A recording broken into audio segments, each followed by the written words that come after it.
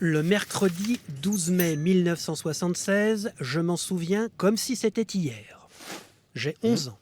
Je porte des lunettes, un appareil dentaire, un soupule en acrylique et un jean à pattes d'éléphant parce que c'est la mode. Je m'apprête à vivre le plus grand événement footballistique de ma vie d'enfant.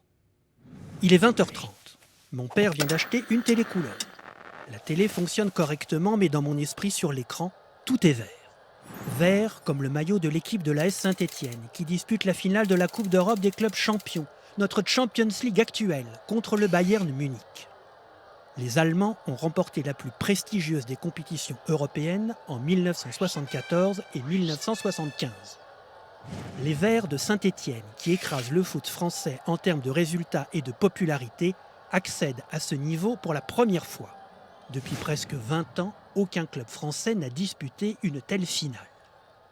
Avec Saint-Étienne, la France entière s'est mise au vert.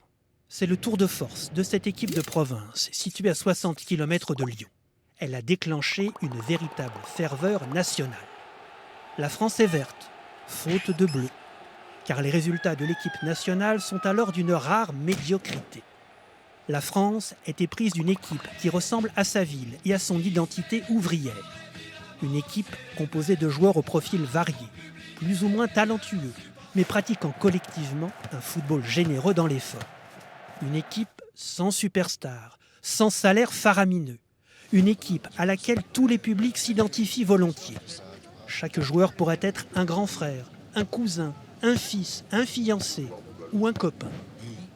Au mur de leur chambre, les enfants punaisent des posters sur le papier peint multicolore des années 70. Rocheteau, Larquet, Piazza, Kurkovic, Battenay et les autres. Chez moi, il est interdit de punaiser. Mais le vert est ma couleur, le foot est ma passion. Une nuit, j'ai dormi avec mes nouvelles chaussures à crampons. Le 12 mai 1976, la finale se joue à Glasgow, où des centaines d'avions ont transporté 30 000 supporters bleus, blancs, verts. 25 millions de téléspectateurs s'apprêtent à regarder le match en direct. En première période, Battenay déclenche un tir violent. Le ballon s'écrase sur la barre transversale.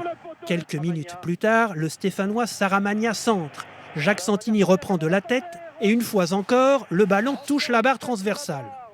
Pourquoi diable les poteaux écossais renvoient-ils les ballons de la sorte ? Il faut savoir que les montants des buts du stade de Glasgow, un peu vieillots, sont carrés. La Fédération internationale n'impose pas encore de règles en la matière. À ces maudits poteaux carrés, qui vont bientôt entrer dans la légende, nous attribuerons tous nos malheurs. Eussent-ils été cylindriques, le ballon serait-il entré dans les filets ? Remarquez bien, la forme du poteau est un problème franco-français.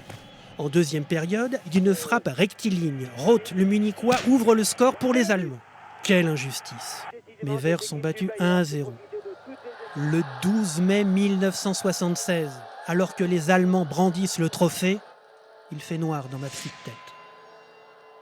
Bizarrement, le lendemain de cette désillusion sportive est un lendemain qui chante.